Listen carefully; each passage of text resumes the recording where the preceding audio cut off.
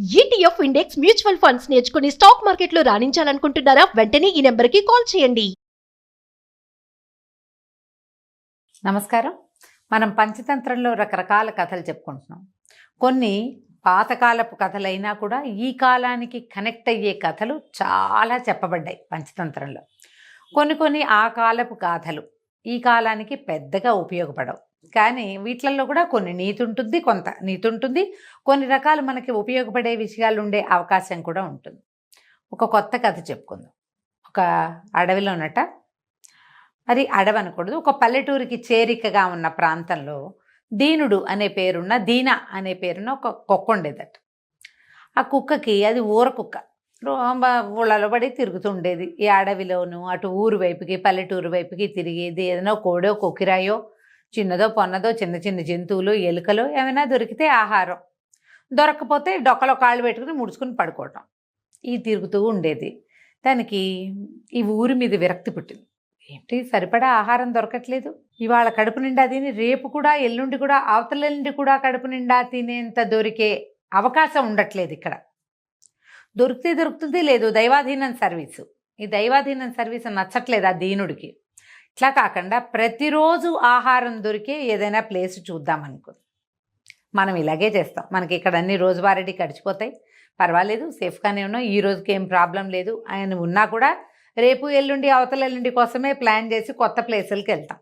ఈ కుక్క కూడా అట్లాగే ఆలోచించి పట్నం వైపుకి వెళ్దాము, మరి అక్కడ పద్ధతులు వేరేగా ఉంటాయని ఎవరెవరో చెప్పుకున్నారు, అసలు బాగుంటుందో లేదో చూద్దామనుకుని ఊళ్ళో వాళ్ళందరూ కుక్కలు, దాని ఫ్రెండ్స్ అందరికీ, ఊళ్ళో వాళ్ళు అంటే ఊళ్ళో కుక్కలకి అనమాట, నేను వేరే చోటుకి వెళ్తున్నానని హింట్ ఇచ్చింది. కుక్కలని సరే ఎవరైనా ఒకళ్ళు వెళ్తుంటే ఓహో వీడు అమెరికా వెళ్తున్నాడని మనం చెప్పుకున్నట్టుగా ఓహో వీడు ఏదో పట్నం వెళ్తున్నాడని చెప్పుకున్నారు. సరే కుక్క పట్నం వైపుకి సాగిపోయింది. మధ్యలో ఏదో చిన్నది పొన్నది ఆహారం దొరికింది, తిన్నది. పట్నంలోకి వెళ్తే అక్కడ పట్నంలో చూసింది అది వరసగా ఇళ్ళు, ఇంచుమించుగా అన్ని ఇళ్ళకి ఒకటే ప్లాను, వాకిళ్ళు అవి చక్కగా తెరిచి ఉంటాయి, ఈజీగా లోపలికి వెళ్ళిపోవచ్చు. ఊళ్ళల్లో లాగా ఇంత పెద్ద వాకిలి, అవతలెక్కడో వంటిల్లు, అవతలెక్కడో ఇల్లు, అలా కాదు ఇది. ఈ పట్టణంలో ఎలా ఉంది, అంటే గుమ్మం, వాకిల్ లేదు పాడలేదు, గుమ్మమే.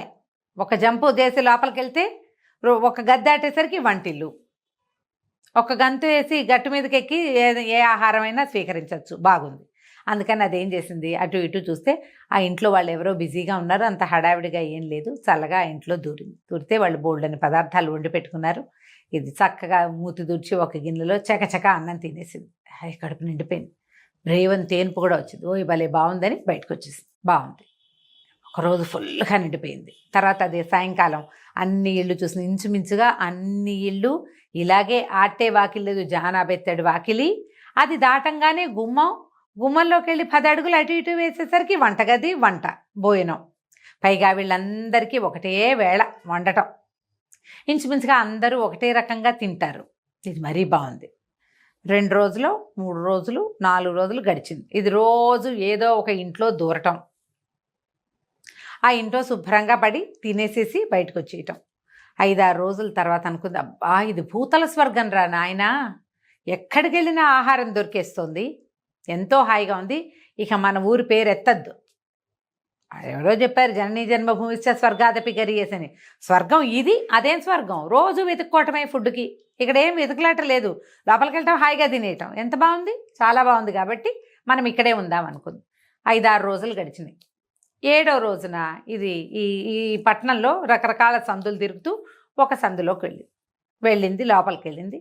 ఈ ఆహారం స్వీకారం అయిపోయింది, తినేసింది. అది అన్నం తినేసరికల్లా వాకిట్లో నుంచి తన స్వజాతిదే ఒక అరుపు వినపడింది. వాకిట్లో ఒక 5-6 ఊర కుక్కలు ఉన్నాయి. అవి ఈ లోపలికి వెళ్ళిన కుక్కను చూడంగానే ఇది ఎక్కడి నుంచో వచ్చిందని పెద్దగా అరవటం మొదలుపెట్టినాయి. కొత్త కుక్కను చూస్తే కుక్కలు అరుస్తాయి, మీరు గమనించండి. మనం ఒక పెట్టను రోడ్డు మీదకి తీసుకెళ్ళామంటే ఆ రోడ్డు మీద కుక్కలన్నీ అరిచొచ్చి పోట్లాడతాయి. అంటే దీన్ని ఎందుకు తెచ్చావురా దేవుడా, మాకే ప్లేస్ వాళ్ళకి చస్తుంటాయి, అదనమాట వాటి ఊహ.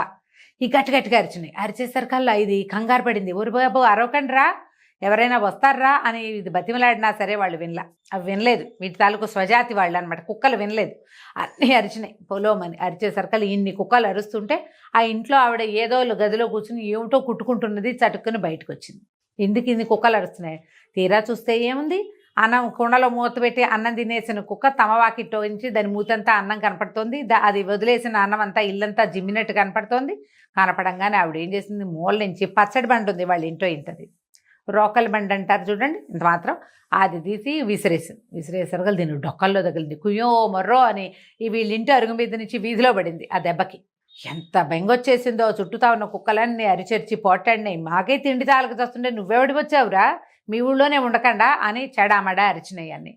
బతుకు జీవుడా అని బయటకు వచ్చింది కుక్క.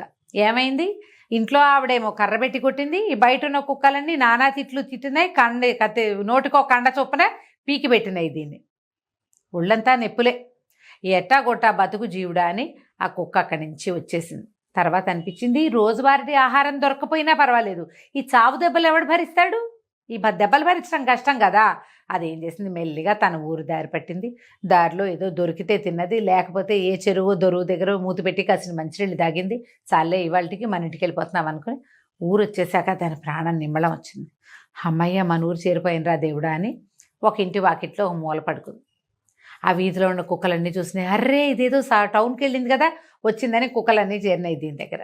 అందరు అడిగారు, ఏంట్రా బాబు వచ్చేసావు, ఆ ఊరు బాగుందా అంటే, ఓ బ్రహ్మాండంగా ఉంది, ఎంత బాగుందో, పెద్ద పెద్ద ఇళ్ళు, బ్రహ్మాండమైన వాకిళ్ళు, తలుపులు ఎప్పుడు తెరిచే ఉంటాయి. ఆ ఇళ్లలో ఆడవాళ్ళు ఎంత బాగా వండుకుంటారో, ఎంతో బాగా వండుతారు.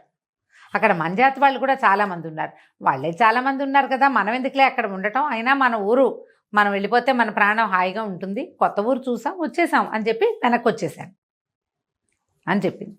అది తెలుసుకుంది ఏంటంటే, మన సొంత ప్లేసు ఎప్పుడూ సేఫ్ దేనికైనా సరే.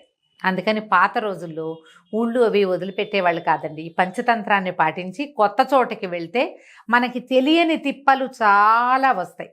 దీనికి ఒక ఇంగ్లీష్ సామెత చెప్తారు చూడండి, తెలియని దేవుడి కంటే తెలిసిన దయ్యం మేలని. ఈ మన ఊర్లో ఏముందో ఏం లేదు, ఏమవుతుందో ఏమవదో, ఏం జరగడానికి అవకాశం ఉందో క్లియర్గా తెలుస్తుంది.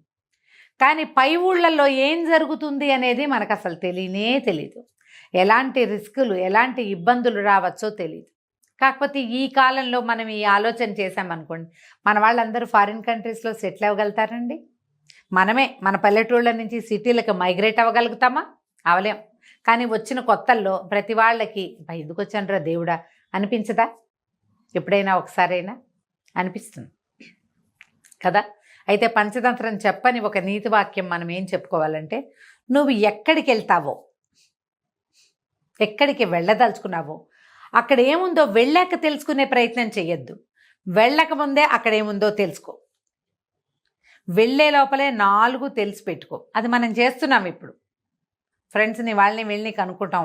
ఏదైనా ఒక కాలేజీలో చేరాలి, వేరే ఊరు వెళ్ళాలంటే ఆ ఊర్లో కాలేజీలో మన ఊరు వాళ్ళు ఎవరున్నారో కనుక్కుని, ఎలా ఉంటుంది, ఫుడ్ బాగుంటుందా, అది బాగుంటుందా, ఇది బాగుంటుందా, షాపింగ్ బాగుంటుందా కనుక్కుంటాం.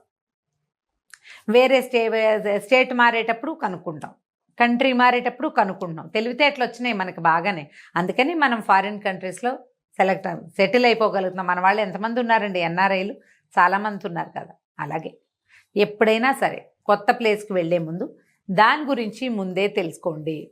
ఇక్కడ ఏ సమస్య రావచ్చో, ఏ సుఖం ఉందో మనకు తెలుసు ఉంటుందని, కానీ సమస్యలు ఏమున్నాయి అనేది మాత్రం ముందే కనుక్కోవాలని పంచతంత్రం చెప్తుంది.